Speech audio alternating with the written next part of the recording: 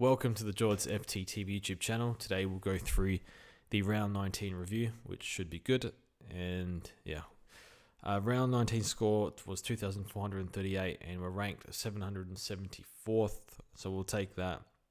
Going up in the ranks, I went down to 0 trades and I had to get rid of Rao. I think at this point you would think he's probably injured, scoring. Like, it was really bad. Like, a 5 round of 80 is just horrific for a mid of what you thought was a premium. And then he's gone 60 and 50. So it's gotten... It's my worst trade ever. 640k for this. I'm trying to think of premium picks that have gone this pear-shaped. I reckon Michael Hibbard, maybe 6 or 7 years ago, before I had a YouTube channel, was horrific. I think it was priced at 100 and he averaged like 70. I think Whitfield's first 2 months, maybe 2 or 3 years ago, I think he was averaging like 75 or something. I can't remember if he came back from that. And then Jack Billings, maybe 5 years ago, I think he was 30% owned, and he was 500k in the forward line the year Petrarca broke out. And his first week, he scored, I think it was 120, 130. And then after that, I think he averaged in the 50s or 60s. People paid 500k for that. But yeah, 640 reached as high as 650. I think we can close that chapter speaking about Rao. But my goodness. Donkey of the year. Very bad. But you trade him to Rosie. And that's the thing, like Rosie, we'll get to our injuries in a second, but it's another 60 points of premiums put on Rao's head, and it should have been 80 because of Rosie's sat. But look, 0 trades with 5 weeks to go is pretty concerning, and it just got from bad to worse. So I'm thinking, all right, we need to get through 6 weeks here. Fingers crossed. We got like Rook, like Dowling's been good, Humphreys has been good, Philippou was at 23rd, and yeah, first thing. Midweek, Philippou's done his has a hip injury, 3 to 4 weeks with 6 weeks to go. So I'm thinking, that's not good. I dare say we wouldn't have fielded him this week because we would have taken Dowling's 83, but it kind of stings a bit because I wanted to loop him with Jackson because I don't love Luke Jackson with Darcy in the team, but his role is to he's had a nice matchup this week and then covered last week, but lost Philippou first game. Cordwell was out with what we thought was concussion, but might have been something else. I'm not sure. Maybe like ribs or something. And Dawson's concussed. So we're down 3 players already, I'm thinking. Jackson's got ice on his calf. He's got a calf cork. And Rosie's got a hip pointer issue. So we had 4 players sit out the game, plus Philippou out. So that was bad. 0 trades, 5 injuries. Not a great start. Also have Gorn out, and you would think he comes back this week given he was close for round 19. So yeah, we need him to come back, but massively concerning. But I think things will be okay. Like, everyone should come back. Dawson's definitely out this week. I think Caldwell's fine. Not sure on Jackson. Not sure on Rosie. Sounds minor, like corks and stuff. So it should be okay, but. I can't have all these players out at once because I don't have the trades, or I have cover, but yeah.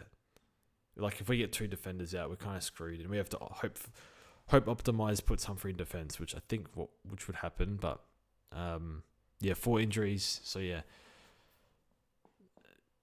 Hopefully we get through this week, then it's 4 weeks to go, and it's just week by week, just hopefully, be okay, but Dawson out this week, Dawson sits on the bench, probably loses 30 points there, close game, probably like the games that he likes, he's the one that steps up for us, lose 30 points, field a rookie next week, lose another 50, 60, so that really hurts because I don't think he's that highly owned.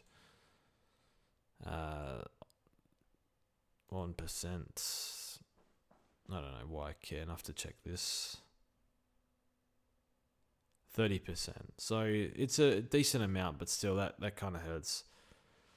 Anyway, I'll get into the team review. So our captain this week was Gordon, and my VC was Butters, and I'm thinking Butters versus Richmond. He scored nearly 200 on them last time. He's probably going to kill him. This time it's at home. Looked a bit sore out there. Was low tog. Bit of a worry. I listened to Adelaide Radio, which they interviewed him last week, said he's been carrying something, but he'll be fine. Not sure. I did hear shoulder somewhere on Discord, but I wouldn't have a clue if that's accurate or not. But a bit of a slight concern, but I think he'll keep playing, so it should be right. Short turnaround as well. Bad matchup.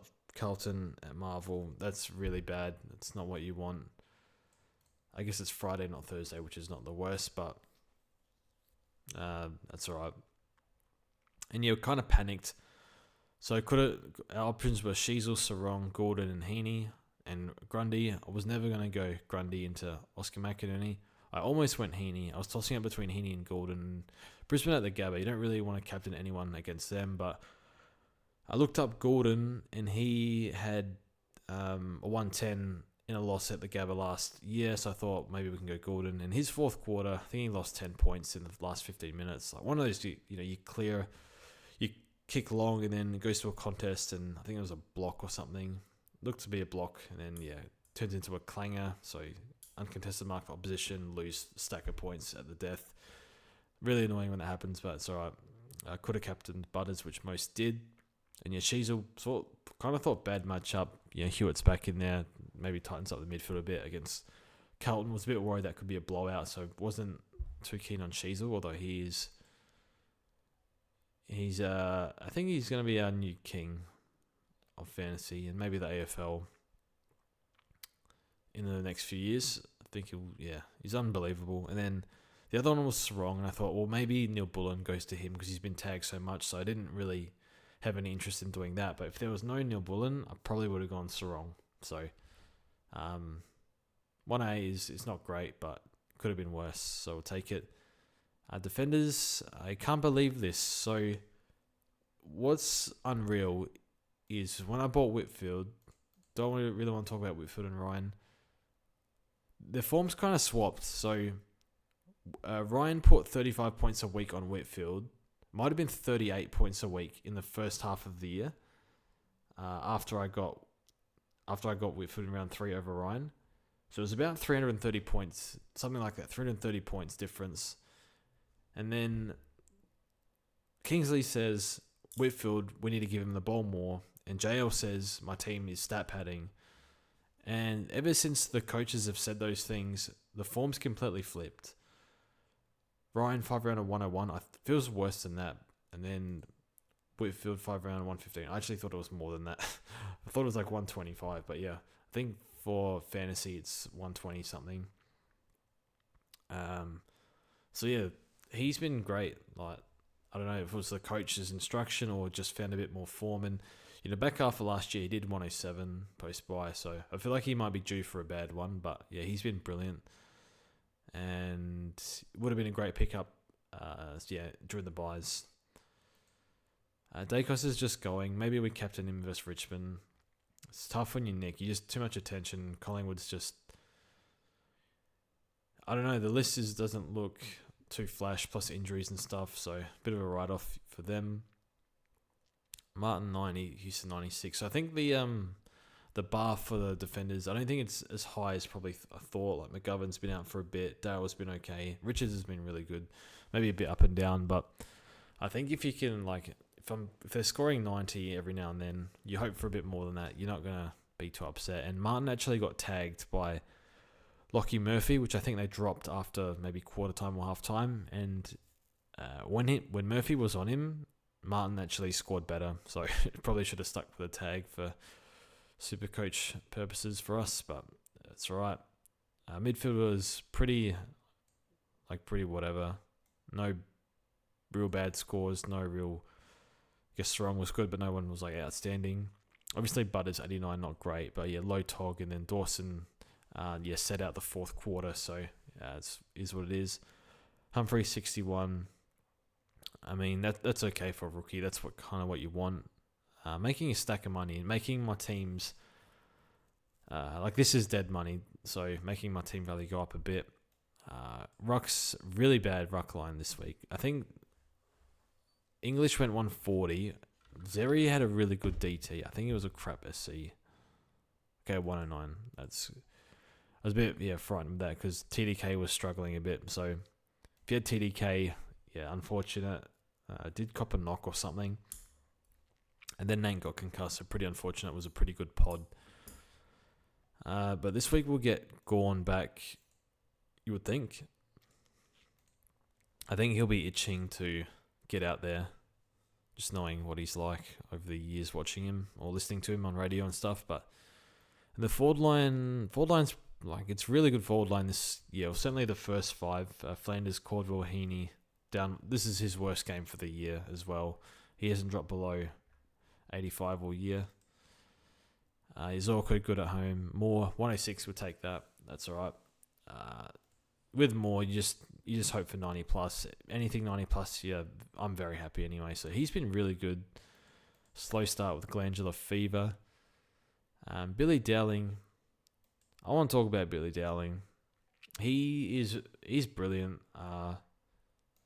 Obviously, like all us Angry Crow supporters are wanted him to debut a lot earlier, but fortunately for SuperCoach, he came in the buys when Matt Crouch went out, and he's kind of been a bit of a saviour, to be honest. Like if I didn't have Dowling and Philippe was out, I was in massive strife. So yeah, if not for the Crows debuting him way too late, really, I don't know. I don't know what would have happened. Would have fielded Hugo Garcia. I think we got for Dowling. I can't remember, but he was sub, so he's good. I was reading his draft profile, and when you read it, you kind of wonder how he fell in the 40s, because he accumulates really well, runs to the right spots. He's versatile, can play wing, inside, or half forward. I did read the Crows Big Footy draft board, and there was someone had some intel and said the reason why he fell was his kicking was really poor, but it's not too bad. I think it's actually been good. And yeah, he's got a massive tank. He's a good footballer. He's not super quick. Not exactly like a massively penetrating kick, but he's been a really pleasant surprise in terms of not just SuperCoach, just how well he's gone. Like, I knew he was going well in the SNFL, but I didn't think he'd go this well for a pick 40. But yeah, he's brilliant, and I don't think we'll see much inside time because he's playing on the wing a bit. Probably, I don't want to pump him up too much, but he's playing really well on the wing, so he's probably going to stay there for the time being. And the inside mid-time, like Zach Taylor as well. I think I tweeted 2 years ago that Zach Taylor will debut in 2023. Put him on your ruck, put him on your mid-bench. And again, he was best on ground in the first half. Like, why is he in the SNFL? It's unbelievable. But yeah, Taylor looks pretty good and probably better. How did Shrew go? I wouldn't even know how to spell it. 42. So yeah, we sort of said on the pod, Shrew's role was better. I really like Taylor, but I don't trust the Knicks to use him as sub, and hopefully that put that to bed. His first half did fade out a bit, but he was brilliant, Zach Taylor, I thought. And yeah, we got Jackson here. So Dowling's, he's like not a genuine 23rd, but what's his 3-round? I got a ton from him last week and 83 this week. His fourth quarters have been really good, and it's been close, so that's helped a lot. So his 3-round is like far better than Rao. How do you even check 3-round? I'm so bad at this. Oh, it's down here. 83. I think he can do 75. But anyway, we'll try no trades this week, but how do we shape up the team? So defense stays like this. What happens if we click optimize? Okay, it knows Dawson's out, it seems. Selectors, okay. So Kenyon Brown, I'll call him, because that's a rapper, I think, or R&B singer, one of the two. Find so many random, like Discover Weekly on Spotify. I just have so many random artists on there. Anyway, so he's had 24 tackles in the VFL and 170 DT, like 25 touches or something as well. You'd hope he comes in. I thought that when he was sub, came on, had an impact, and then they dropped him or played him as sub again. So hasn't really had a proper go. But hopefully they find a spot for him, and I don't know, he can be back up. But So what do we know? So Dawson's out, so we'll leave Dawson on field just to figure out who we're going to loop. VC and C, I think... Oh, why has it done that? Oh, Gorn's still injured, so... we can loop Dowling and... Do we straight... I think we straight field Jackson here.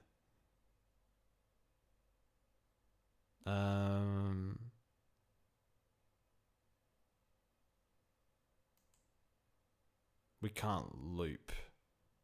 We can loop Humphreys. So I think we can loop like this, I think. No. Wait, yes. Okay, so we'll loop Humphreys on Saturday. And then if he doesn't go that well, we can put Dowling on. So we'll loop like that. So that'll be fine. Now, if Rosie misses, we can cover him. So we just need one of Jackson or Rosie to play.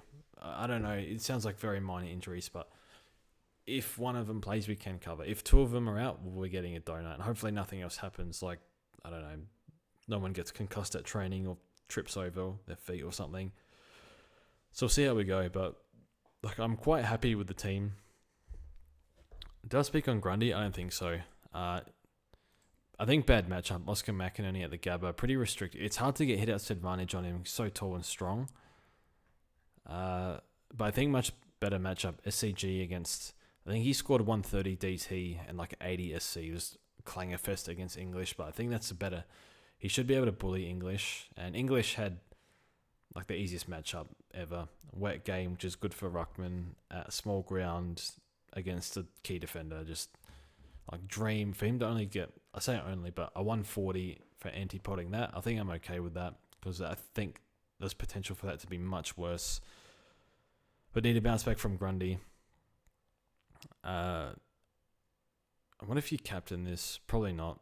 But I've got VC. I can either go into Grundy or Nick against... I can't do Sarong against West Coast. What's Witt doing? Okay, Witt's playing Melbourne. I think he'll be good. I think I'll go Gorn into Dacos. I still think like it looks like it's season over for Collingwood, but I don't think they'd still be thinking mathematically possible. This is that's a horrific run. Carlton, Sydney, Brisbane. They're screwed, but they're not too upset with the premiership. So I think that's how we'll line up. Hopefully we get like an 80 plus from a Humphreys or a Dowling. Both, I mean, North's not too bad. Hawks at home. With no Dawson, no Rankin, I'm pretty worried for that game, especially with Hawthorn's form. But I think at this point, like I just want to see Dowling and Taylor and Bond and these kids do well. Don't really, like, if we lose this game, I'm like, it doesn't really matter. It's not going to affect, unlikely affects ladder position. Maybe drop one. And then, like, you want them to do well, but it's like whatever. Like, season's finished. Just play kids and hope they go well. But that's it from me, I think.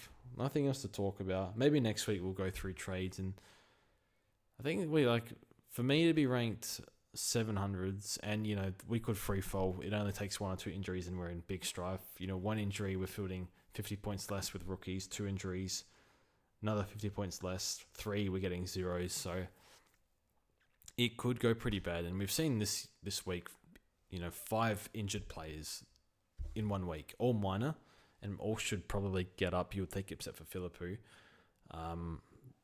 Except for Philippou and Dawson, but yeah, it's why you need a 23rd, maybe even 24th. So yeah, I paid top dollar for a lot of players. I had no Luke Ryan for his generational run, really, first half of the year.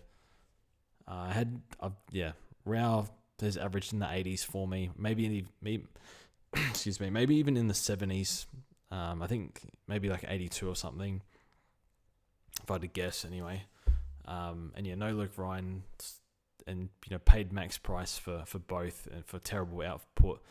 Paid $660 for Merritt as well, and when I got Merritt in, he started getting tagged a bit more, and I think the week I brought him in, played a bit half forward too, like his lowest CBAs for the year. So things go wrong when you pay top dollar. I don't know, it seems to always happen. I've played this game for so long, and even if it's like random stuff that you can't predict, it seems to just happen because when you top price, like you almost go on too well, so you need to regress a bit. You get tagged. Teams are more conscious of you, and maybe you're high priced because you've had a really good run. Then you come into a bad run, or maybe just stat padding and your coach tells you to stop it. So I think we had all this money to play with, and finished the team 0 trades, over trade obviously, but like pretty much could get whoever I wanted. There was no, I guess, except for Neil post buy where I burnt. I didn't really recognize how good he was. He was going. Fortunately for us, he got tagged, but just had so much money to play with this year, and just like buy whoever I want. And unfortunately I bought the wrong players in round. I think Ryan I can forgive paying for that, because it did feel like he was going to sit there all year. Just it's pretty easy to score points sitting back sideways chipping and stuff. But I think the midfield I wanted. I think I wanted Petrarca, and then he kind of got injured and stuff, and a bit more forward time as well. I think the midfield I envisaged it had Bont, Butters, Merritt, Green, Sarong. And then I can't remember who I wanted to fill my final spots. I think Rao. I wanted one Jit Gold Coast mid at the time, and that's gone pretty pear-shaped. I can't remember who else I wanted. I don't think Gordon was in my plans. I had Matt Crouch, so he was staying. I can't remember who the other one was. Maybe Dunkley. I can't remember who I was planning on getting. But yeah. That's it from me. Thank you for watching. Good luck if you have no trades like me. Hopefully this week is not too bad if these plays get up. But yeah, we'll see you guys in the next one.